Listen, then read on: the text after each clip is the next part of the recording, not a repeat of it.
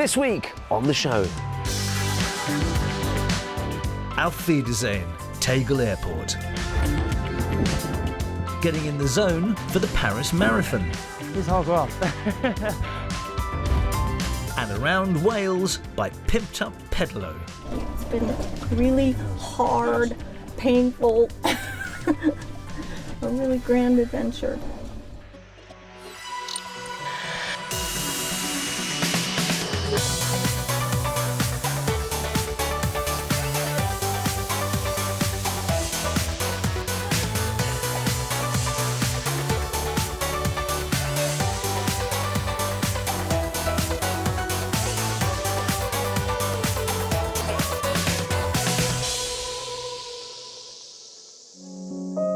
Years ago this summer, Berlin's infamous wall went up, effectively slicing the city into two and leaving capitalist West Berlin isolated deep within communist East Germany.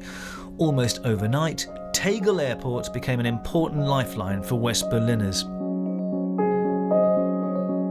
In 1974, its brutalist-inspired hexagonal-shaped terminal opened, making the shortest walk from aircraft to exit just 30 metres long, which led to the airport becoming one of the busiest in Germany.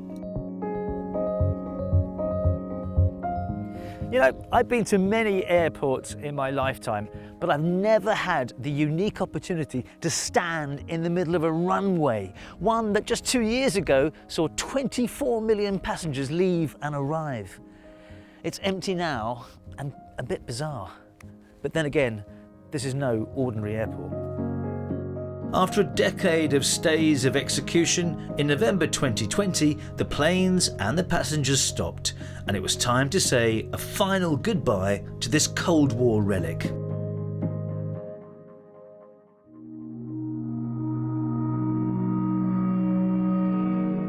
It's less than a year since Tegel Airport closed to the public.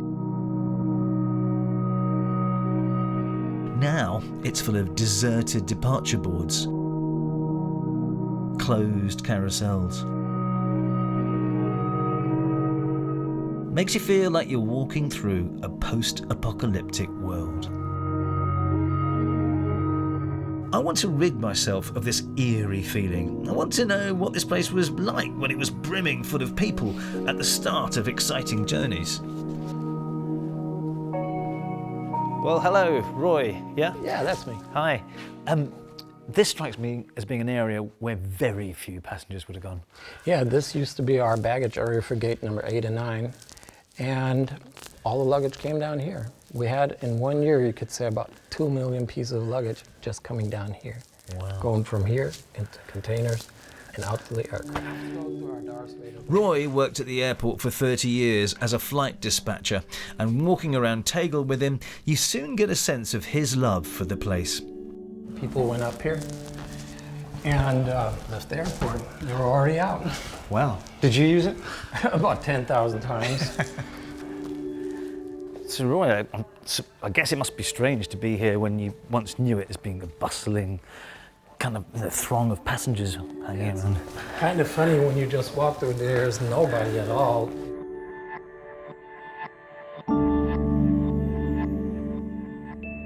Berlin's new state-of-the-art airport lies on the outskirts of the city in Brandenburg, though Roy believes he knows the main reason why Tegel will be sorely missed. The thing was, all the business passengers knew it takes them, when they get out of their taxi, to be in the airplane with check-in and everything, it took them 10 minutes. And that's how come they always came too late. Tegel will not be left to decay. Its famous terminal and tower will be incorporated into a vision of the future, with a new housing district and a research park springing up around them. But that is not before Berliners get to say one last goodbye to this much-loved landmark. This summer, the airport became part of the Sonnenambiente festival, which fills abandoned spaces with art.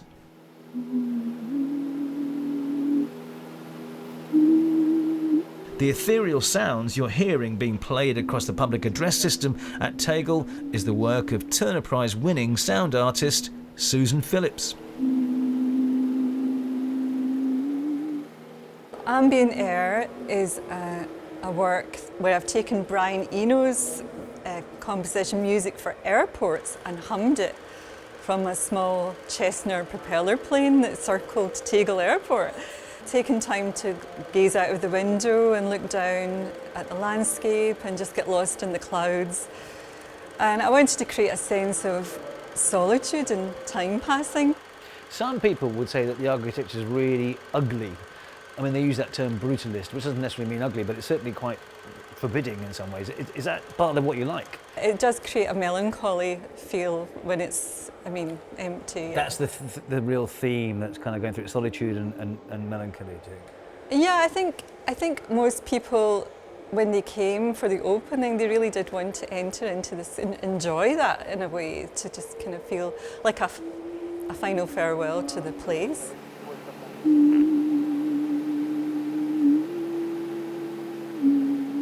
Before I leave the festival, there's one last trip I want to take from Tegel.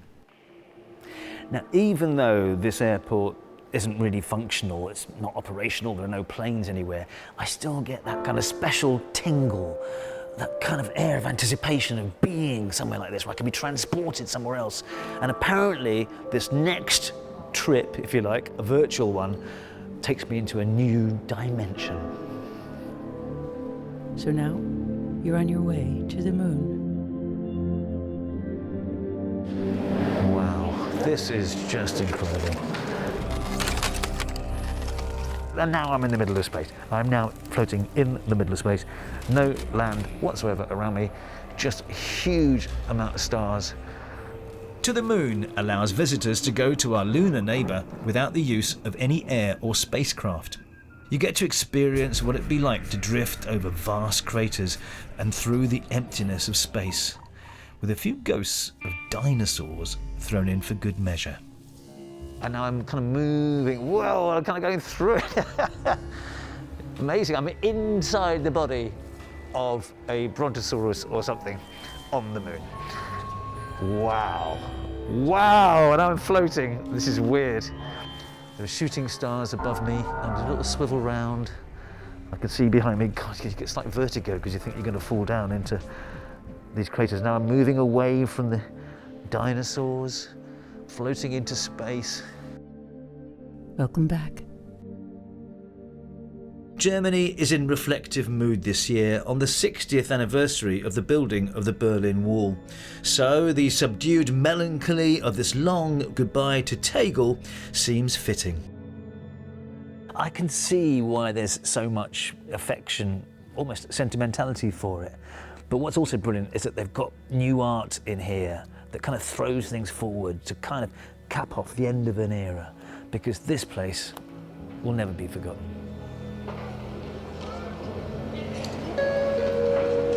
Ladies and gentlemen, this really is the last call to Tegel.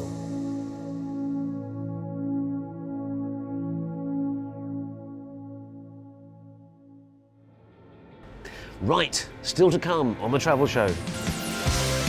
It's a marathon, not a sprint, getting your head together after months of lockdown. And a little pedal boat that can. We're with the husband and wife team taking the Welsh coastline by storm. What we're trying to do here is get around this headland, but it looks like the tide has already turned. So don't go away.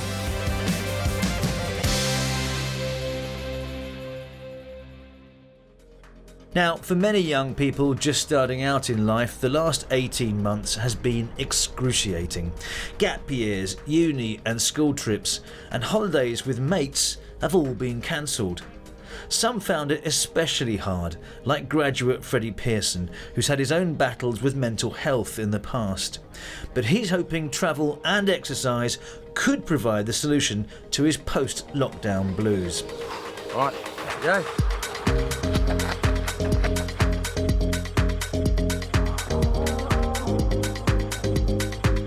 Hi, my name is Freddy Pearson. I'm 21 years old and I've just graduated from the University of Manchester. I was doing my final year of university during the height of the pandemic.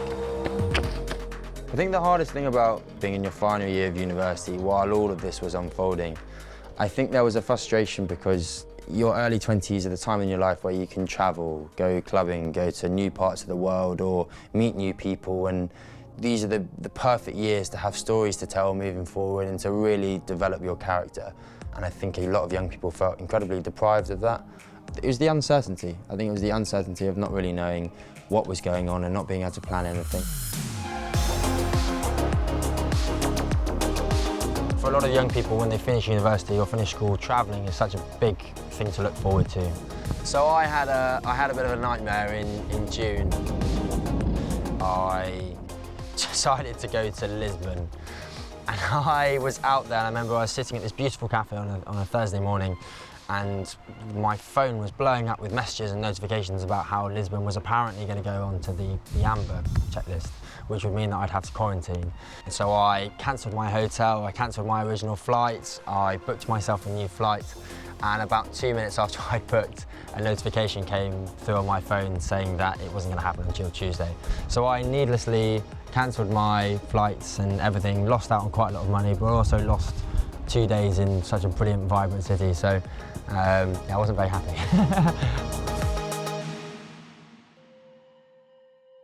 I think the lockdown in winter last year was by far the hardest, in sort of, October to January time, where there were definitely days where getting out of bed was an incredibly difficult thing to do. The final year at university was so restrictive because every day sort of seemed to blur into one. Bit weird that I'm coming to a time in my life where I don't really know what I'm doing. I don't really know what direction I'm headed. I'm surrounded by great people who I know are guiding me and helping me, but yeah, just feeling a little bit lost.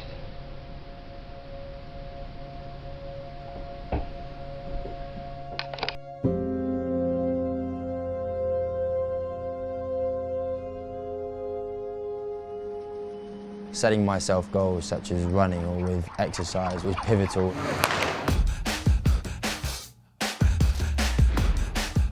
So I signed up to the Paris Marathon as it was something to look forward to. I think we all need something to look forward to after the last year.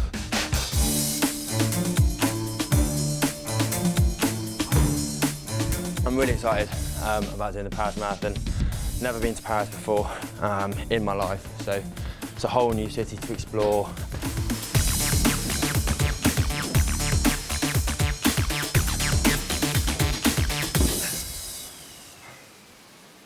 Hard work. Some of the landmarks that you go past are incredible. So obviously the Eiffel Tower, go through Notre Dame, the Opera House, past the Louvre. There's so many things in Paris that I'm really looking forward to. I think one of the things is the architecture. I've heard that it's so beautiful and tells such a tale around every corner. I'm a bit of a hopeless romantic as well, so I thought going to the city of love in Europe is my best bet to go to. If Paris got cancelled, I would be really gutted. But I think I've always had an optimistic mindset, and I think if it were to be cancelled, I'd run the marathon somewhere around here, and I just have to replan and just keep my hopes up. But it's the world that we're living at the moment, and it's frustrating, but I'm determined to give it a go. And fingers crossed, we'll show you how Freddy gets on in Paris in around a month's time.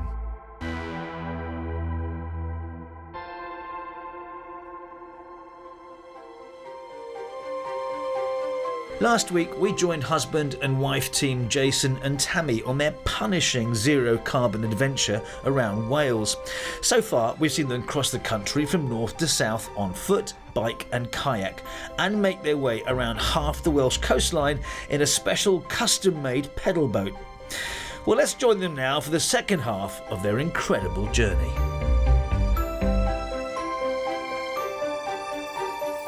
So we're in Aberystwyth. So far we've cycled to Milford Haven and we've just done about 130 miles pedalling Mockshire into where we are in Aberystwyth. Basically all uphill.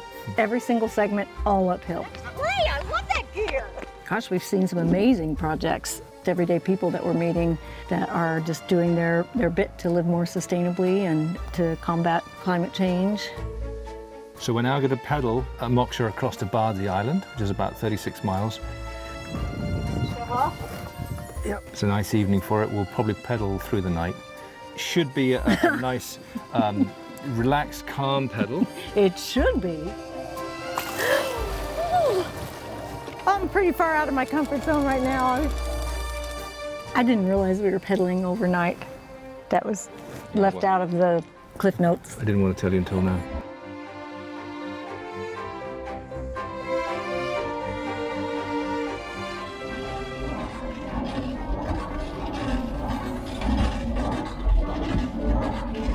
Making that sound again.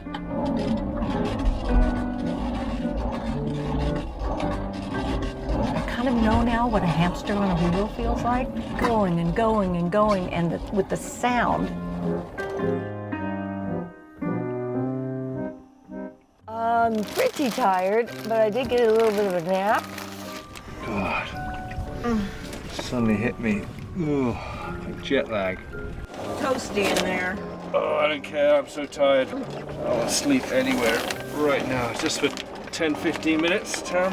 We're getting too old for the all-nighters. I don't think they were ever easy. God, sleeping at a skip. Ah, there we go. Just feels like you're just biking through mud, uphill.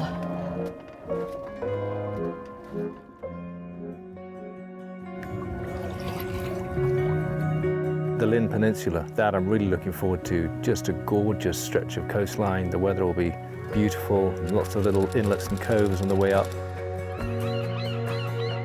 It's really beautiful, and that's always the reward. It's just a total payoff.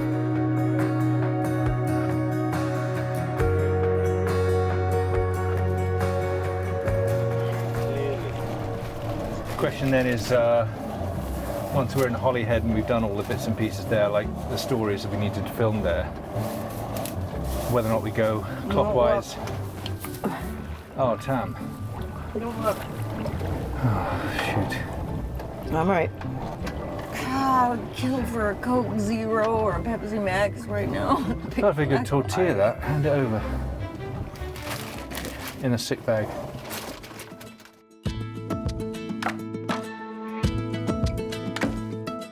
I'm really looking forward to meeting Jem. She's a woman I've been communicating with now for a year. Thank you so much for agreeing to see us. What exactly is it that you do?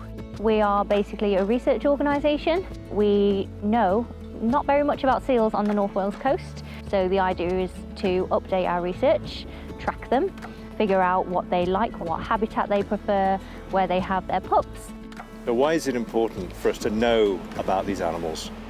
I think they're a really, really important part of the ecosystem, but also they have an incredibly high intrinsic value on the North Wales coast. Welsh people love seals. They want to protect them, they want to save them. I can see two just off here. Oh, yeah. Oh, three actually. 1, 2, 3. Oh, I see 1, 2, 3.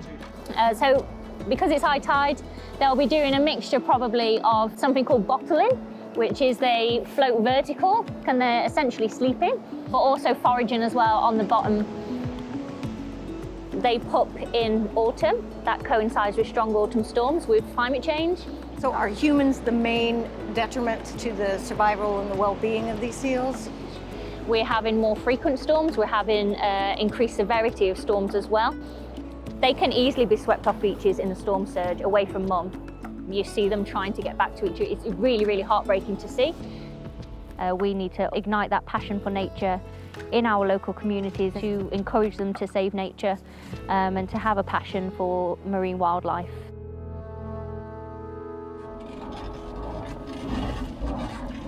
It looks like the tide has already turned, so I think we have a bit of a fight on our hands to get around the corner here. I should have just left an hour earlier and then we wouldn't have had this crunch.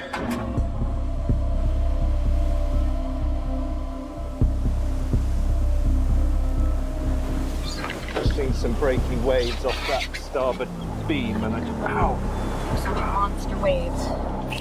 Can I close that hatch a bit more, Tam? Yep. Taking backwards. Head torch. There is no head torch in Head torch badly, Tammie.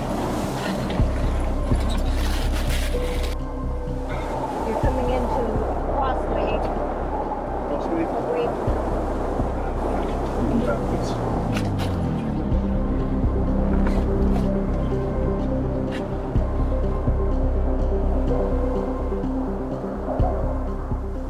Those last 3 miles are going to kick us in the ass, and they did. Yeah. They totally kicked us in the ass, and we could have lost everything. We could have lost the boat, we could have lost our lives.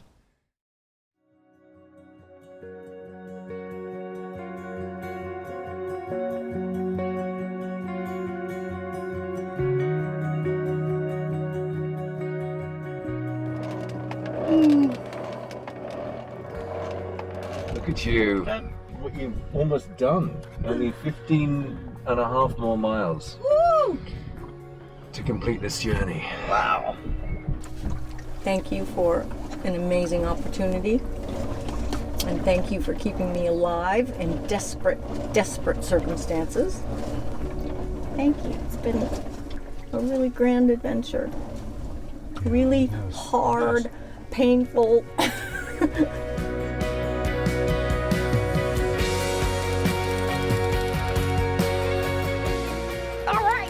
We're going to finish this trip, Tammie? Let me at it, I'm so close. Come on. Yeah, it's been an amazing trip, and I'm really glad. I think the tide's coming in for another 10 minutes. Yeah, maybe a little bit slacker. There we go. Thank you.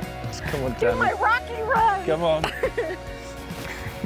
feel kind of silly because it's probably not a big deal with most people, but it's huge. It is huge. Circumnavigated Wales by human power. Well done. Well done. Well done. Oh.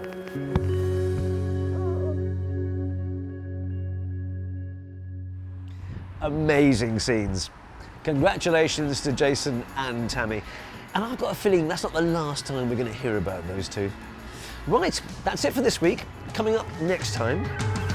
I'm in Ireland, exploring from Dublin to the south of the country in our all-electric travel show van, finding out how it's preparing to welcome back tourists after lockdown. That was a real smacker. Perfect. If you fancy following us on social media, we're in all the usual places. We've got loads of inspiration for the next time you're on the road. In the meantime, though, keep planning your next trip, and we'll see you very soon. Goodbye.